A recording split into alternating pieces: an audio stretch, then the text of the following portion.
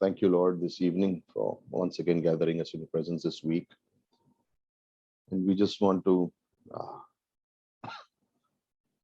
sorry, we just want to bring this day today to you before you. The word says this is a day that the Lord has made, so let us rejoice in it. What greater way than to worship, pray, and also study from your word that brings us joy in our hearts, encourages us, and strengthens us. Bless today's class as we read about the historical Psalms and the thoughts and themes that we see of what God is doing. And bless this semester as we continue to teach and preach. Lord, we pray for our city. We pray for our nation, reeling under this COVID. We just pray and ask you. Yes, we are saying for more hospital beds and oxygen, but I just really pray. Bring an end to the pandemic, Lord. This virus and different things that are happening. And we have no clue. We don't understand what's going on completely. But maybe your ways are higher than our ways, as the Bible says. And we may not have complete understanding, but we trust you. We know that you will do what is best for us. Continue to protect the pastors in the city, in the state, in the country, their families, provide for them. And bless those who are in the mission fields, serving. Just continue to give this time to your hands in Jesus' name. Amen. Okay, great. Okay. So these three Psalms, as we spoke about, Psalm 78, Psalm 105 and 106 are known as the historical Psalms. Basically, historical Psalms, they are talking about the history of Israel. And there are certain things that Israel never stopped doing. There are certain things that Israel never learned a lesson from. And these three Psalms are written to us to show some things. One is the rebellion of Israelites, how they lived. Of course, the author for these Psalm 78 is Asaph, great singer, musician of David, and this is during Solomon's era. Okay, you can have a reference in First Chronicles 25 and Second Chronicles 29. You can see that there. He's the author of he's written this. And of all the three Psalms, historical Psalms, Psalm 78 is the longest one. The lesson is history repeats itself, but it should not, in the sense of the unbeliever, in the sense of the believer who lives like an unbeliever also. The people must never be like living in sin. And some of the themes that you will see through here is the faithfulness of God, the grace of God. You will see that here, that there is God is faithful, that there is, in spite of the rebellion of the people, God remains faithful. So what I'll do today is we'll talk about these two aspects. One will be the sins of Israel, what Israel did not believe, and I'll keep giving you the chapter and the verse where that is happening.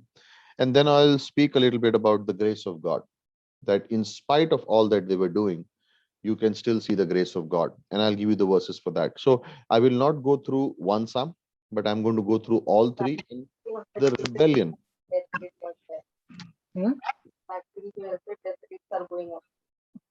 And the rebellion of Israel, the rebellion. And when you see this, this also mirrors a little bit on how the human heart can be, how the human heart can be, and what Israel did in spite of seeing many things. So today what I'll do is we'll divide the three Psalms. I'll talk in two different aspects, the sins of Israel, but also the grace of God. And I'll give you verses for that. And when we talk about Psalm 105 tomorrow, and we'll go in detail with Psalm 105, and we'll talk about the key things that God speaks about in Psalm 105. So as of today, historical Psalms 78, 105, 106, breaking up into two parts. One, the rebellion or the sin of Israel, and the grace and the faithfulness of God. So we'll turn these two. But if you look at Psalm 78, verse 1, it says, "Give ear, O my people, to my law, and incline your ears to the words of my mouth." This is, the writer is writing, but the idea is God is trying to say something to us. Okay, so here we'll start with this part. In a sense, we'll start with the bad news first, and then we'll get into the good news first. Okay, so um, in the history of Israel, what were the things that Israel refused to do in spite of God being there and telling them what to do? The first one is in Psalm 78, verse 10. They did not keep the covenant of God, and they refused to walk in his law. This is the rebellious heart. Now, whenever I'm saying Israel again, I'm trying to also say this can be the picture of, a believer also, that we pray it doesn't happen, but sometimes it can happen, and the person can fall into sin this way. The first thing was Israel refused to walk in God's law, Psalm 78, verse 10. So the bad news first. What did they do first? They forgot, in that sense. They made a willful choice not to walk in the law of Lord. Second, this is verse 11. They forgot his work, his miracles that he had shown them. They forgot his works. Not only did they refuse to walk in his law, they also forgot the work that God had done. And this is when you neglect, when there is neglect in listening to the word, when there is neglect in remembering the work of God or remembering what God has spoken or said to us, then this follows. This is also in verse 42 and Psalm 106, verse 13. Okay, Psalm 106, verse 13. It says the same thing. They refused to walk in God's law. They forgot his works. Then Psalm 78, 19 is a third point. They spoke against their God and they said, can God prepare a table in the wilderness? Unbelief. They began to what? Speak against him. So you see the progression. First, what did they do? They refused to walk. Remember 2 weeks back also, and even in last Sunday's message, I said, like when there is an intimacy with God, then there is the love for God. The love will lead to trust. The trust will lead to obedience, and obedience will lead to a blessing. You see what is happening here. They refuse to walk in the law, so they forget his works, and therefore they begin to speak against him. See the unbelief. Can God prepare a table in the wilderness? They begin to ask a question. And this is the unbelieving heart. Now look at this. In verse 20, he says, can he give bread also? Will he provide meat for his people? This is B part of verse 20. But see what the first part of verse 20 says. Behold, he struck the rock so that the waters gushed out and the streams were overflowing. So because they forgot the works, they began to doubt God. They began to go speak against him, and they began to doubt his. Look at the progression. Can God prepare a table in the wilderness? What a question. Can he give bread? So if he provides a table in the wilderness, this is speaking of fellowship. Lazarus dies, gets up, and then he's seated with Jesus Christ at a table. They are having fellowship. Because there is no fellowship, there is a doubt. They are speaking against God. Can he give bread also? If, oh, he can provide bread, oh, then can he give meat also? Inconsistency. I'll speak about that in Psalm 106 when you come to that point. That God gave them what they wanted, but he sent leanness in their soul. And this is a strong verse. This is Psalm 106. Where is it? Yeah. Verse 15. He gave them their request. And a New American Standard says like this. He sent a wasting disease among them. It means a leanness, which means they got what they wanted, but they were not satisfied with it. Can you imagine what happens when you get what you want, but you're not satisfied? Like, imagine that situation. It's not good. Like you want something and you get it, and then but you're not satisfied with it. Leanness in your soul. There is something vacant. This is also brought about by Ecclesiastes 5, 6, 7. You see that in Solomon's life. That he speaks about gardens, palaces, homes, wives, vacation spots, like everything he speaks. Guess what he misses out? The temple. There is no mention of building the temple in Ecclesiastes. He is the man who's built the temple, but he never talks about it. He was wise, he got everything in life, but he says, you know, it's vanity. That's what, this portion describes also. They want what? If they got the table in the wilderness, then they would say, "Oh, can you give bread? If they got bread, can you give meat? If they got meat, can you give what?" Never satisfied. Bad place to be in. Verse 22, then did not trust in his salvation. Because they did not believe in God, they did not trust in his salvation. Salvation here means deliverance. Okay, they did not trust in his deliverance, that he could deliver them. Sorry, where is it starting from? Refuse to walk in the ways and the word of God. It always will come down to that. Okay. Verse 36 of Psalm 78. They began to lie to him. They deceived him with their mouth and they lied to him with their tongue. We didn't build the golden calf. Who built? Not me. They. What were they doing? Oh, Saul has come. Oh, Saul, who killed? Why did you spare the sacrifices? No, the people said. The people said, lying. They began to lie to God. Verse 40, they grieved him. How often they rebelled against him in the wilderness, and they grieved him in the desert. Verse 41, and again they tempted God and pained the Holy One of Israel. The word tempted here means they limited him. They said, God can do only so much. Can God do this much? No, no, no. They limited. No, we want only for this part. Like this is a great deception, and Satan is good at it in terms of forgiveness, in terms of restoration. Satan is saying God's focus is limited. The atonement is limited. God is saying unlimited. Salvation is for everyone. No, salvation is for a chosen few. No, they're already elected. No, in that sense, they are limiting God. Like I trust God for my home, but I don't trust God for my children. I trust God for my children, but I don't trust God for someone in my church. I don't pray for them because I don't trust God that God will do anything in their lives. I trust God in an area, but I don't trust God in another area. Like things that are good for me, things that are convenient for me, I trust Him there. The other areas where I may need to walk by faith, I don't trust Him there. God is a hard taskmaster, you know, and that's where it is there. They limited God. Verse 58 of Psalm 78. They provoked him with their high places and aroused his jealousy with graven images. They went into idol worship.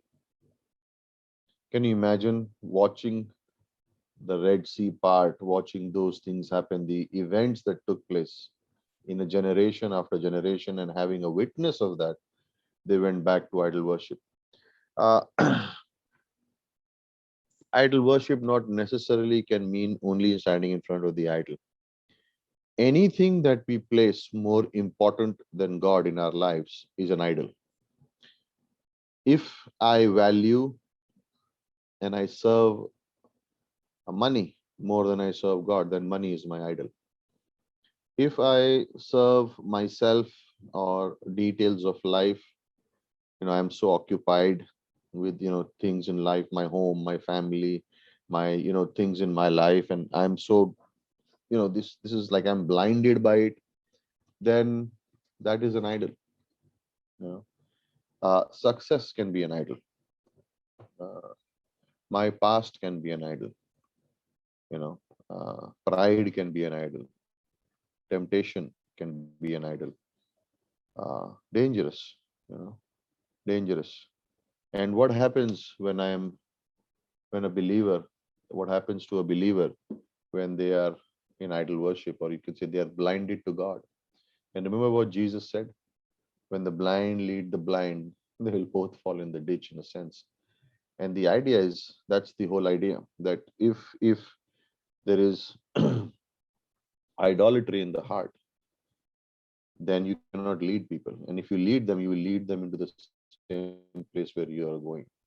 And that's the history of Israel. The Old Testament, we see that.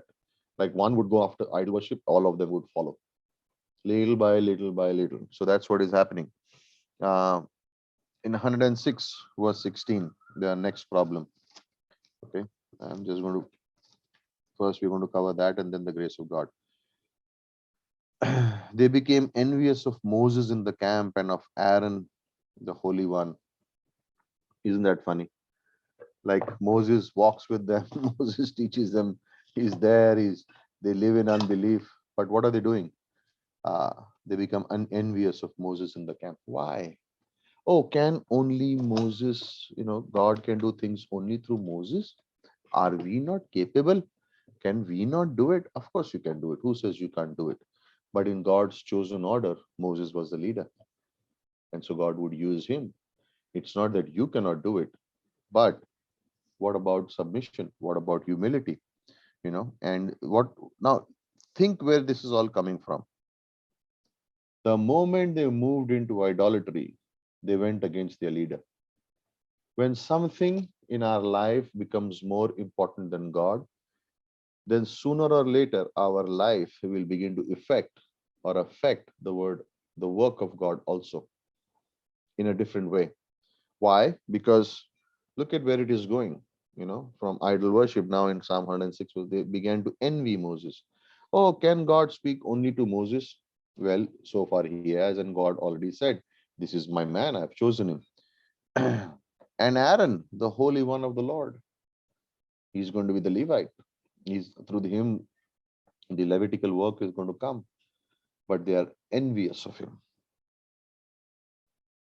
Verse 24 of Psalm 106.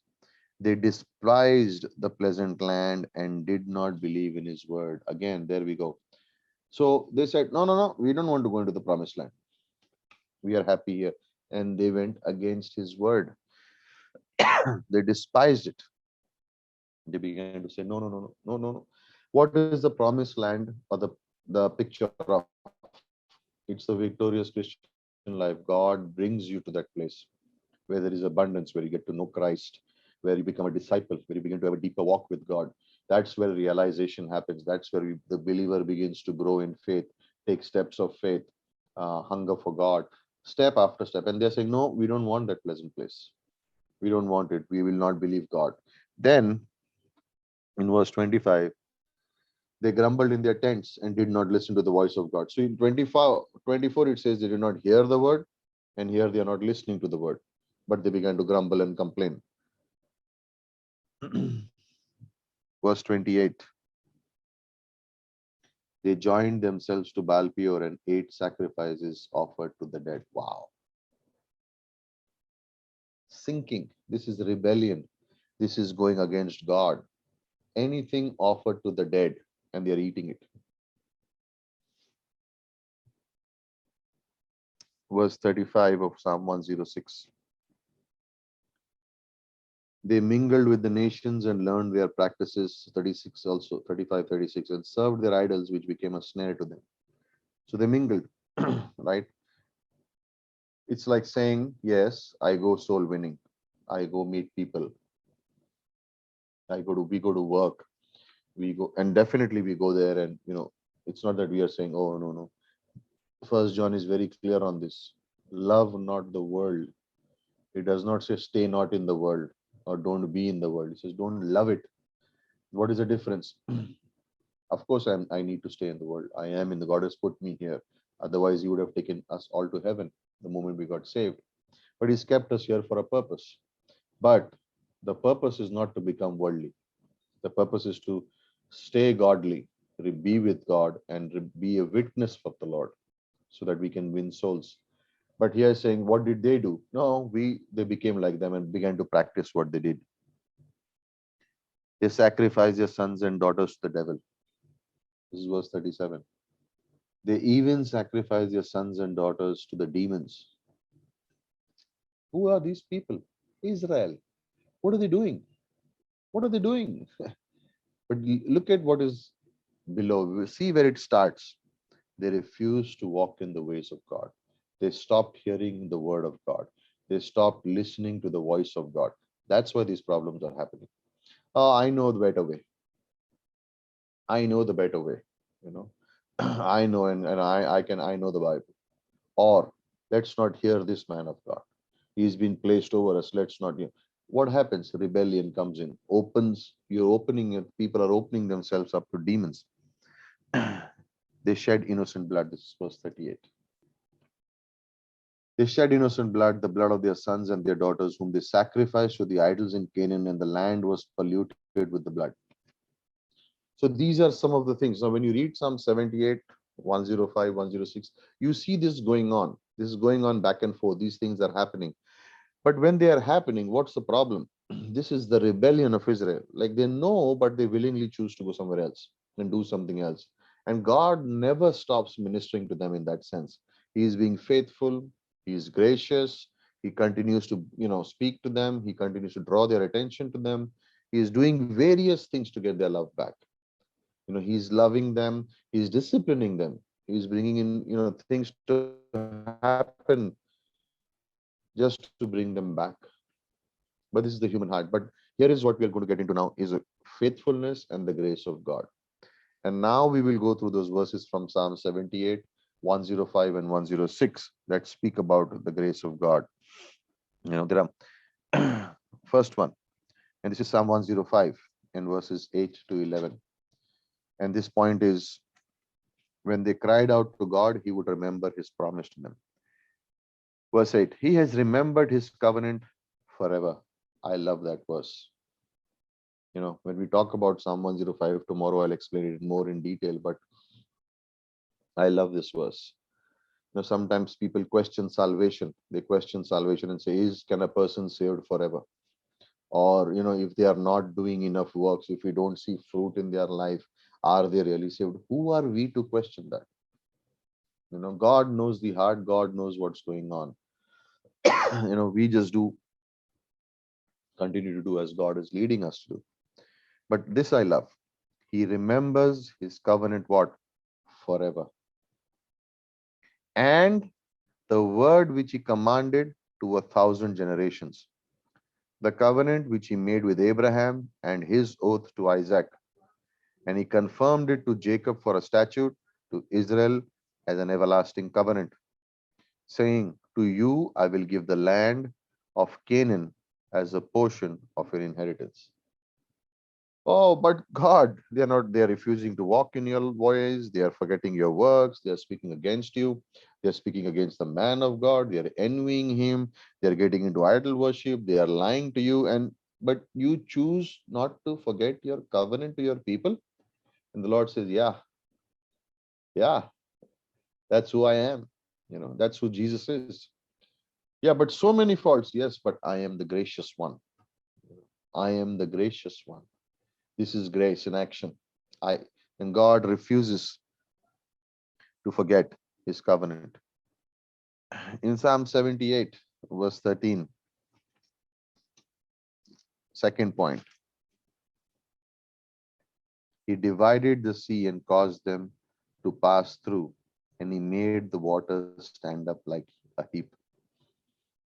Remember, it said they forget his deliverance. Can he prepare a table in the wilderness? He says, what is the second thing I'm talking about? God would deliver them. He parted the Red Sea. Later on, he would part the Jordan too. This is the grace of God. As we said in the message yesterday, that they reach the water and they are reacting and they are grumbling and they are saying Egypt was better. I mean, it's unbelievable. And sometimes you can look at it and say, wow, what's wrong with them? And then the Holy Spirit sometimes knocks on the door of your heart. You also do it sometimes. You're like, oops, sorry, I'm not being judgmental.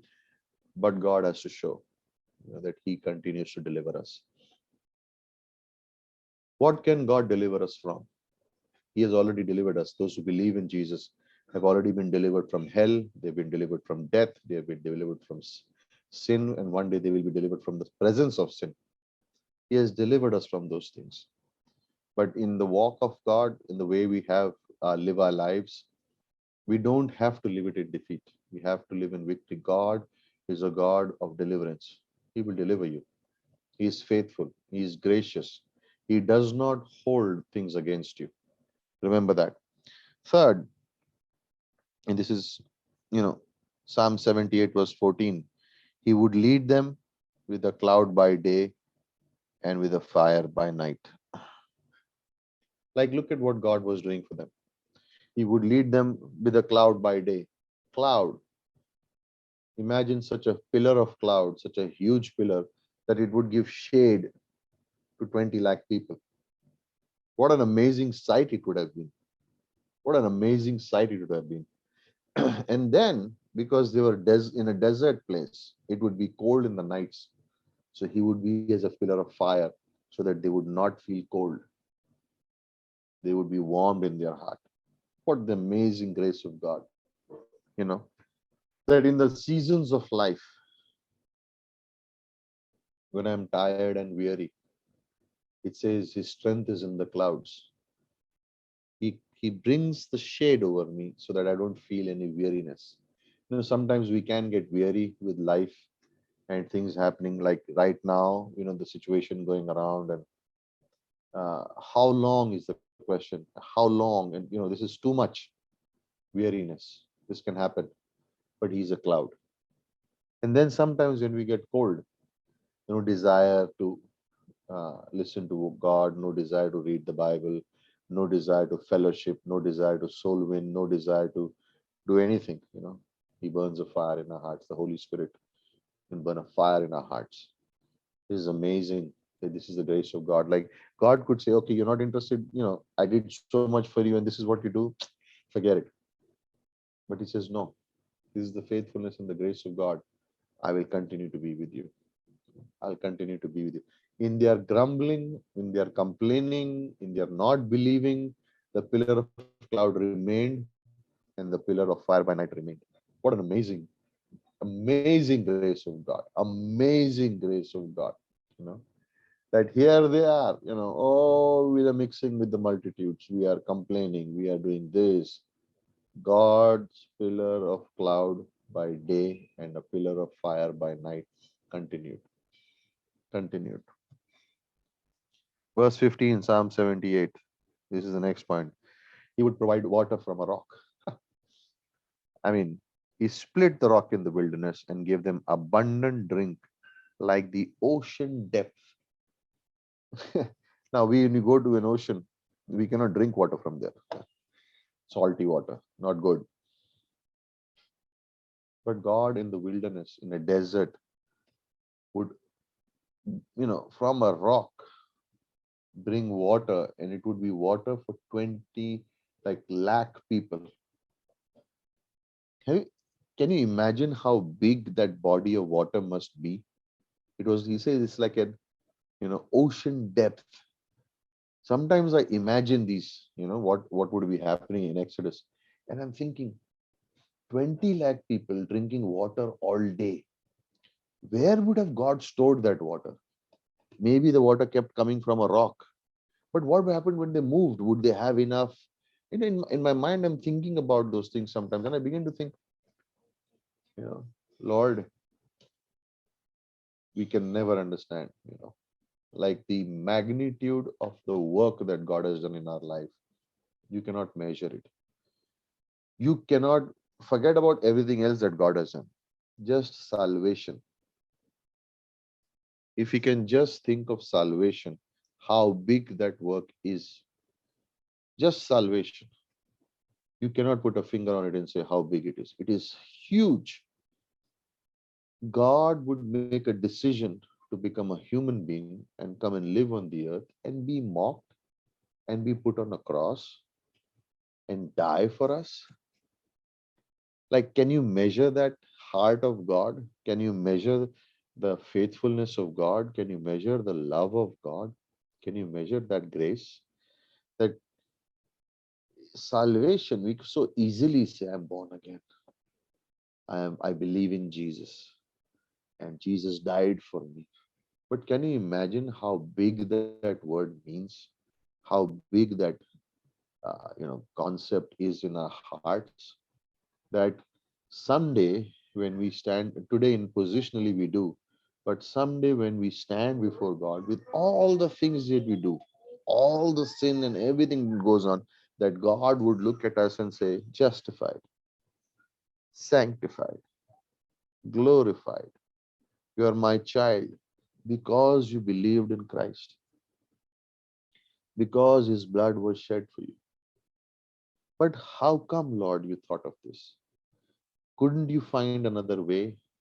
Why did you have to become a man and come? You know, like sometimes think about it. Think about how big salvation is. We can so easily take it for granted and say, yeah, I'm saved. I believed in Jesus. I believed in Jesus is not the big thing. He died for me and rose again, and he came from heaven, and that's the big thing. We sometimes put unnecessary emphasis on my belief. My belief was just a little tiny thing, but his work that he did was amazing. You know, how big is salvation? What God has done? You know, like I will never go to hell. I won't be put into the lake of fire. But why did Jesus have to suffer for 3 hours on the cross for you and me? Amazing, you know. Verse 24, Psalm 78, next point. He rained down manna from for them. Uh, wake up in the morning, open the tent, manna is on the ground. I wake up at 5 o'clock in the morning. Yeah, manna fell at 4:30. You had no clue. Before you came out of your tent, manna was there. How long? 40 years. Did God take any breaks? No. You know, was he late? No. Did it satisfy them? Should have, but some of them had other desires. Was it enough for everyone? Yes. Was there ever a shortage? No. Can you imagine the magnitude of the number? Like 2 million. Yeah, but 20 lakhs. Let's think about that number. 20 lakh people every day. Did they deserve it? Of course not. But in a sense, it's because of his grace, yes. What is the provision for us every morning? God speaks to you. Like I open the Bible and God speaks to me. You open the Bible and God speaks to you. That is manna every morning. He rains it down. How long will he do it? As long as you open the Bible. As long he speaks to you anyway. You know, God speaks to you. Verse 38 of Psalm 78. But he, being compassionate, forgave their iniquity and did not destroy them. And often he restrained his anger and did not arouse all his wrath. Wow. Like think about it, you know. Verse 39. He remembered that they were just flesh, a wind that passes and does not return. How often they rebelled against him.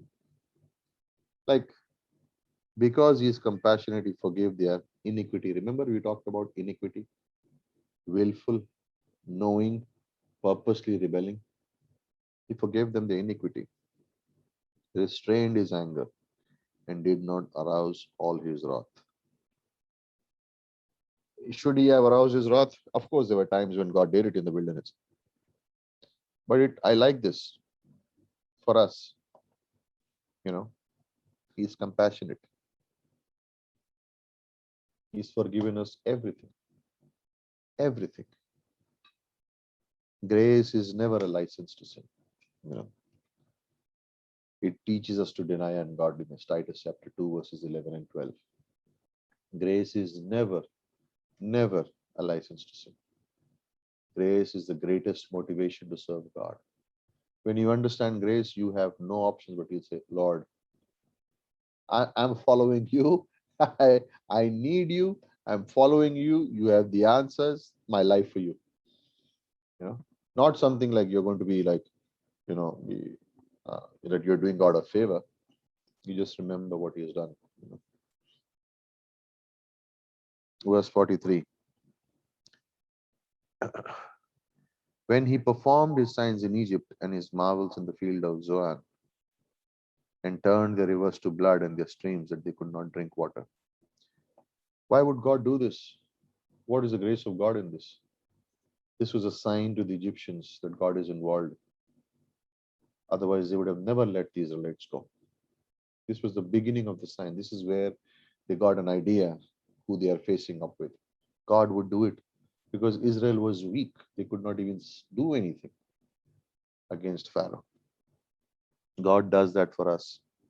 When we are weak, we may not have the strength to fight for our rights or stand up for what we believe in sometimes, and we are unduly persecuted in our workplaces, when we are, asked to compromise on our faith, God intervenes and does some things that we cannot even believe. We cannot even believe, and those things give us the strength to go forward with God. Those things will give us the strength to go forward with God. Verse 55 of Psalm 78. He drove out the nations before them, apportioned them for an inheritance by measurement, and made the tribes of Israel dwell in their tents.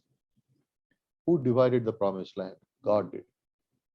He told Joshua who much will get, who will get how much, where will they stay, which side. Some chose to go in a different place, but who will go where, what land belongs to them. God divided them and gave them a measurement according to the inheritance that He had planned for them. Was His markings right? Of course, absolutely. God gives us a portion of His work, a ministry, a service, a gift. Every one of us gets a spiritual gift to do something that God wants us to for His name's sake, you know, and that is being given. Sometimes you can say, I'm not as gifted as that person is, but that was never God's plan. He did not want you to be like that person. He wanted you to be occupied with the grace He has given you and the gift He has given you and serve in that area and not look around with other people. Oh, they are like that, and I wanted this gift and I wanted that position and I should have been there. And so if you were supposed to be in that position, then God would put you there. If He has not put you in that position, hallelujah. If this is what God wanted you to do and somebody else has done, and then you're like, why? This is God's plan. Go ahead. I don't have that gift, but I have this gift. I don't want to use this. I want to be. If God wanted you to be used in another area, God would have blessed you and given you the spiritual gift. But He has given you X spiritual gift for a certain thing. Be faithful in that one. Be faithful in that one. And that's the point here, that when He cast out the heathen before them, why did He do it? He apportioned the land in the sense. He brought those things to them. In verse 70 and 71 of Psalm 78, He chose David as a servant and took him from the sheepfolds, from the care of the ewes and suckling lambs, and brought him to shepherd Jacob as His people and Israel His inheritance. So God chose David. Lord, why David? Why would you have to bring him? When you chose him, he was just a little boy. And then later on, see how much problems he created. Look at the verse there. He chose David, his servant. He took him from the sheepfolds. And he was taking care of the ewes and the lambs. But he brought him to shepherd Israel, his inheritance. So you see, it's about God. It's not about David. It's about God. God would choose David. God would train up David. And God would make him as a shepherd of the sheep. And when Christ was on the earth, that was the plan. Why had Christ to go to the cross? Why would He suffer? Why would people not believe in Him? Why would people not trust Him? God's plan. God chose it for it to happen that way. But why? Good question. Grace to abound towards you and glory would go to God. There could not be any other way. Your own lives, whenever you uh, think of what's going on or life or things that happen, salvation, whatever, whenever you think of your life, just remember this: God never makes a mistake. We do, and we can, but He never makes a mistake. Sooner or later, when you turn around, look around, think about, you will find out that He has not made a mistake. He's absolutely spot on. And you will always turn around and say, there could have not been another way. Oh, I wish God had done it this way. But when you look at his wisdom in it, you'll say, but what he did was right. What he did was right. We don't know the future, but he holds the future in his hand. This is his grace. You know, Psalm 78:72. He shepherded them according to the integrity of his heart and guided them with his skillful hands. Shepherded them. You know what shepherding means? Feeding them. He fed them. Jesus would shepherd Peter, James, and John. He would feed them. The pastor of the church, that's his work, shepherding. The pastor of is not training wolves, he's training sheep. He's shepherding them. When sheep are well fed, they will sleep. They are rested. When they are not well fed, they are not rested. You know that when sheep fall on their back, they cannot stand up again. Like if they fall on their fours and they're on their back lying down, they are not able to get up. They cannot do that. They need a shepherd to bring them back on the feet. It's fascinating because that sheep is always a picture, and the shepherd is the picture of God. But in the church setting, that's what the shepherd is supposed to do: mentor, love, train, encourage. Yes, discipline also, because when the sheep goes astray, then he will also, break the leg, but put that sheep on the shoulder and comfort and bring it, nourish them. Loving discipline. So those are things that God does with us. Those are the things that happen in the church too.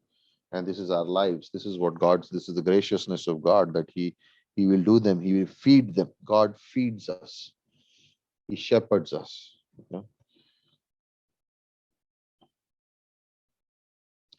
Psalm 105 verse 17. He elevated them through Joseph. Israel was reduced to 72 people. But because Joseph was in the land with Pharaoh, these people would go there. And in Exodus, those numbers are 600,000 men, which means, along with the women and children, it would be 2 million. In less than 400 years, approximately 400 years, 70 people become a nation of 2 million. Why? Because God had placed Joseph there. One person. God had placed one person way before. You know, Isn't it in Genesis 50? Joseph says that God sent me here. God brought me here before you in advance to preserve you as a nation. This is beautiful. This is what God does with us even today. Even today, there are unforeseen things that we think and we don't know what will happen. But in advance, God has prepared for us something amazing, and we will not know now. Sometimes you will know about His amazing work after a year. It can happen that you are worried, you're thinking, you're imagining, and it's not happening the way it should be, and it's going on. And then after a year, things change, and you're like, wow, after a year. But God had already planned it a year ago. Maybe eternity past, He has planned it. But I found out only a year later. God would send Joseph ahead, 30 years ahead, years ahead, 15, 16, 17 years ahead, because He knew what will happen to Israel one day. Same thing with our lives. We don't know, but years before we were born, God has planned tomorrow, next month, next year, next 10 years. He's already prepared it. And when we reach there, we will say, wow, this was the grace of God. This is the grace of God. Thank God for this grace. Listen, there could be some things happening in those who are watching. I'm saying this and listening. That has not happened. And you wanted it to happen, or you still want it to happen. Yes, don't worry. He is already there in advance. He has prepared the situation in advance. He's there. Don't give up. He's there. He's prepared this place. Psalm 105 verse 37, He gave them all the riches of Egypt. They had a place to stay. They were begging for food. Jacob kept sending his sons. But in Egypt, they had everything taken care of. God will take care of you. 106 verse 43. He continually forgave them. Not once, kept forgiving them. How many times? 70 times 7, Matthew 18. Matthew 18. 70 times 7 in a day for the same offense. For the same offense. Grace of God. Finally, 106 verse 44. He continually heard their cry. Like, think about this. After how many rebellions and how many activities that have all gone wrong, will you stop hearing what people have to say? Say, enough, yeah, come on. You keep doing the same thing again and again and again, again and again. And how many times you have to? And it says in Psalm 106, I'll read that verse. One second, give me just a minute. This verse 44. Yeah. Nevertheless, he looked upon their distress, and when he heard their cry, verse 45, he remembered his covenant for their sake, and he relented according to the greatness of his loving kindness. The word is mercy. He relented according to his mercy. He remembered grace. He relented according to the greatness of his mercy. Grace and mercy right here. And so you think like he would continually hear their cry. So this was the last point, and this is what we wanted to talk about tonight. The two aspects, the rebellion of Israel, but in these historical Psalms also the grace and faithfulness of God. Tomorrow I'll cover Psalm 105 in detail. But yeah, so now we can open it up for questions. We can open up for any comments that you would like to share, or if there is anything else that you would like to share from these Psalms, please go ahead. We have some time right now. So Hi, is the author of 105, 106 also Asaph? yeah, it is believed so. It is Okay. believed that Asaph is is the writer of but Psalm 105. Yeah, yeah. Most people believe that this is all three are written by Asaph.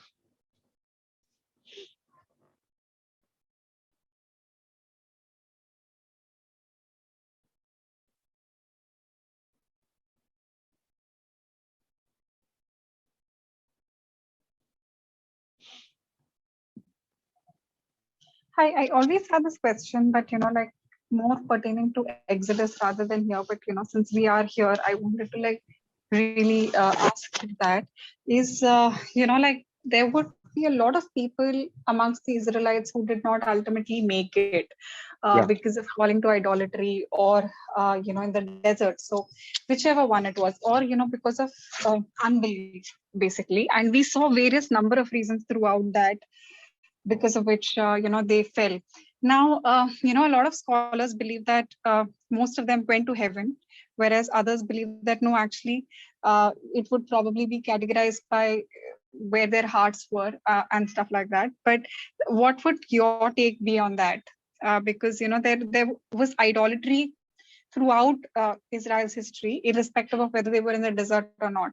So, does idolatry alone disqualify them from heaven in that sense, or like God's grace would have even overcome that? yeah. Good question. Now, when they passed through the Red Sea, remember they also had a rabble along with them, which means it was called the mixed multitude. It was people who were not Jews. And when those people came in, those people were the first one who began to grumble and complain. They were the ones who first started complaining about the conditions, and it spread, and that's how it spread. Now, when Israel made those choices that they went against the word of God, it was basically, in a sense, it was their sin, and that sin led to another sin. Now, you also see a portion of sons of Korah. They rebelled, and then it says the Yeah. earth opened up and they went right down. A lot of people also believe that that was like rebellion, and they ended up going to hell. It was not like they were saved or something. So those concepts are there, but I personally believe this, that there would be a group of people there who actually never believed in the Lord, and there could be that generation that never turned away. And be thinking of the mixed multitude there, because a lot of people followed them because of the miracles, like they saw God is on their side and they would follow, but they never believed. you know. And this is something that we also see, in the New Testament. This is also questioned many times, that, who is really saved, because there is going to be a remnant of people who are true believers, who believe and then who serve, and then there are people who follow the Lord. But there are also some people, who will believe God because of a certain miracle or something that happened supernaturally, but they really don't trust God. And we see an example in John chapter 2, where Jesus knew what was in their hearts and he did not trust them. A good example is John chapter 9. When you see John chapter 9, the blind man is healed. And then they ask him this question. They ask him and say, so who healed you? He says, I don't know. He is born blind. The person who heals them is Jesus Christ. The first person he sees, he ever will see, Yeah. is Christ, right? And I'll just turn there. It's fascinating because this is a good. John chapter 9 actually gives you a very good explanation of what what we are talking about. And I'll just go there. Yeah, one second. Okay, right. Um, verse 14. On the Sabbath, the day Jesus made clay and opened his eyes. Pharisees also knowing this. And he said to them, He applied clay to my eyes. I washed and I see. Okay. But before that, in verse 9, others were saying this, no one is like him. He answered, The man who is called Jesus made clay, anointed my eyes, and said to me, Go wash. I went away, I washed, I repent. They said to him, Where is he? He said, I don't know. Then again they say, I don't, in verse 15, he says, He applied clay to my eyes, I washed and I see. Verse 17, so they said to the blind man, What do you say about him since he opened your eyes? He says, He's a prophet. He has Okay. no clue. He knows he is healed, his eyes have come, but look at his point of view. I don't know him, they say, and I think he's a prophet. Okay. Yeah. The Jews then did not believe him. Uh, then they questioned the parents. The parents says he's of age, call him. Verse 24. Second time they called the blind man, give glory to God. We know that this man is a sinner. Whether he's a sinner, I do not know. One thing I know, that I was blind, but now I see. I see. Yeah. So you know what has happened here? He is still not believed. But you look at the faithfulness of God, you know. Uh, Jesus comes and meets him. Yeah. Verse 35. Jesus heard that they had put him out, and finding him, he said, Do you believe in the Son of Man? Look at his answer in verse 36. Who is he, Lord, that I may believe in him? Up to this point, he is physically healed, but he is not spiritually healed. He is not saved. And Jesus said to him, You have both seen him, he is the one talking to you. And then in verse 30, it says, Lord, I believe. And he worshipped him. That's the point. And so this could also happen in the book of Exodus, because there could be a lot of people who saw the grace, they saw the miracles, they saw the pillar of cloud, they saw the water coming from the rock. But when it came down to deep convictions, and did they really believe God? No, they did not. There could be a group of people who did that, but I think it's because of the mixed multitude who came. And so, it's difficult to say who was and who wasn't. Definitely, when we talk about Korah and the sons of Korah and the mixed multitude and the people who went down, there is a strong belief that they were not saved. But overall, in general, those people were saved. And that's why when they died, that generation, when they died, there's no mention that they were lost. Okay. There's no mention that they were lost, which clearly means that most of them they had believed in God, they had believed Yeah. in the Lord, in that kind of a sense, and that's why they followed him. So yeah, so I maybe there could be cases, there could be people who surely would have probably not believed. It can happen. As we say in the New Testament, that parable goes, the wheat and the tares. Where the Yeah. wheat is grown, the tares will come up, and we don't know who they are, but the Lord does. So there could be a group of people who probably said no. I mean, look at it. in the New Testament, the Jews, Christ came for the Jews, and most of them did not believe in him. The blind man gets healed, but it says, "Who is he, Lord? Who is the Savior? I don't know him." And he's standing right in front of Christ. So that can happen. That can happen. So, but I personally would think a lot of them were saved. The next generation that came truly were saved, and that's why they inherited the land. But then they made their choices. Then they made their choices not to follow God, and I think that's the lesson from these Psalms. Thank you for asking that question. All right, let's pray. Father, we thank you tonight. Thank you that as we go through the historical Psalms, that you will speak to our hearts. Bless the portion tonight. Give us encouragement. And as we prepare our hearts to hear from Psalm 105 tomorrow, then speak to us personally and to each one of our hearts. In Jesus' name we pray. Amen.